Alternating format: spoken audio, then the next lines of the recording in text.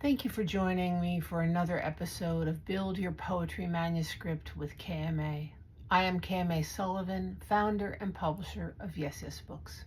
In episode 9, we're going to take a look at part 2 of choosing the shape of your manuscript. And specifically, we're going to look at sectioning your manuscript. So first, how many sections? Now that depends on what you're doing.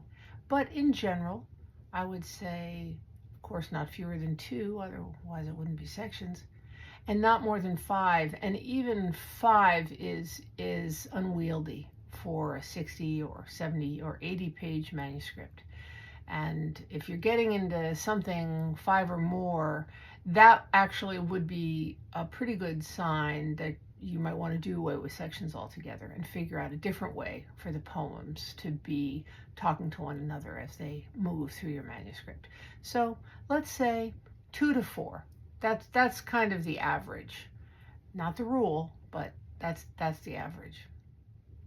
So with your 2 to 4 sections, another basic question immediately shows up, which is titling the sections or not.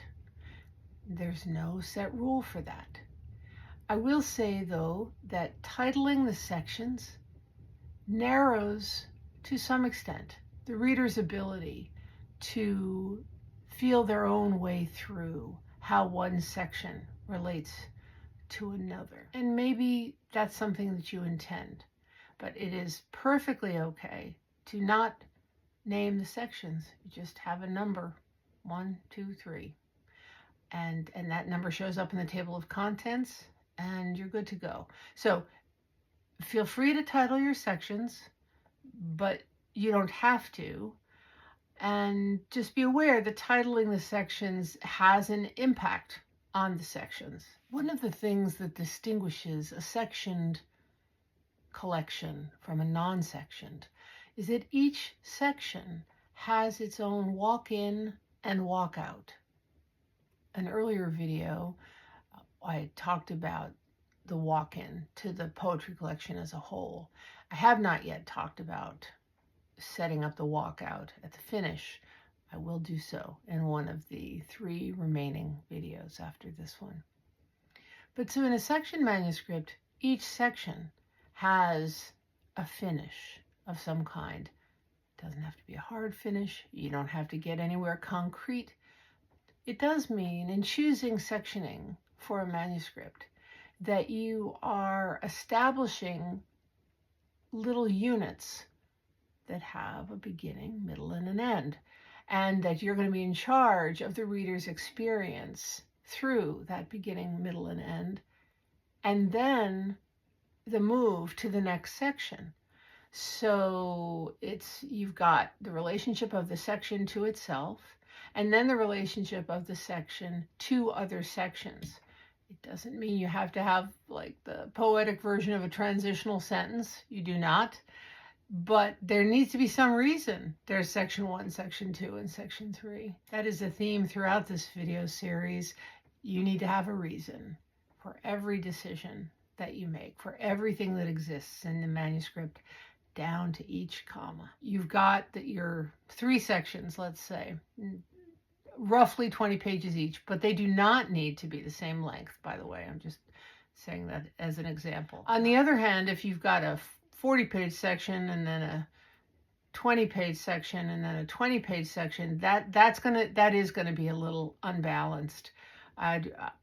If you've got a lack of balance in the sizes, then I'd recommend that the larger section be either the second section or the last section. It could be that the first 2 sections are, in a sense, the warm-up. That's not to say that they're less important, but that you're building toward the finish. At the same time, it could also work that the middle section is the longest one. But all right, normally I say anything is really fine. You just gotta have your own reasons. And I still believe that in this case. But if you've got sections that are really unbalanced in terms of size, so something like 40, 20, 20, I would recommend that not be first, second, third, that the big section not be the opening section. An example of a section manuscript that works well with a large central section is one where the central section is an entirely different form, possibly even more like prose or even play writing. That a kind of writing that might need to take up more space. So the larger section is really doing something very particular, different from the other sections. And because of its form, because of the form within that section, it needs more room. Even when that is the case, however, the sections of the manuscript must be in relationship to one another. There must be a reason they're in the same manuscript. So even if they're quite different in form, even in theme, in all kinds of things, even in language, there can be a lot of ways in which sections are quite different from one another. But there has to be a thread of some kind. And you're the one who decides that. You're the one who figures that out. It's that thread of connection which will, in so many ways, determine how the sections are set up. I suppose an assumption that I am making and that I need to make salient is that each manuscript has a single heart. Now, it can be a highly complex heart, multifaceted heart, absolutely. Indeed, the human heart is that. But still, that there is, in general, a single heart in any given poetry collection. That's not a rule, and you can do something entirely different. But the tips that I'm offering, the thoughts that I'm offering, do have that as an underlying assumption. Another assumption that I work with is that in a poetry collection, the poet is bringing me somewhere, bringing me through an experience and getting me somewhere they want me to be. So again, that's an assumption. And if that's not an idea that matches your approach to putting together your poetry, then that's fine. That's absolutely fine. My goodness. But I think it's important for me to kind of make clear some of the assumptions actually that I am working with. Okay, so with those assumptions laid bare, let's get back to sectioning. So you've got 3 or 4 sections. On what basis do you create the sections? The most obvious one, of course, is a difference in form. But there are a lot of other ways too. So you might have an early section, or the first section, that has to do with the early life or early experience or early heart of the speaker. And then the second and third section of the different growth, different injury, different discoveries of the speaker or other people who populate the collection.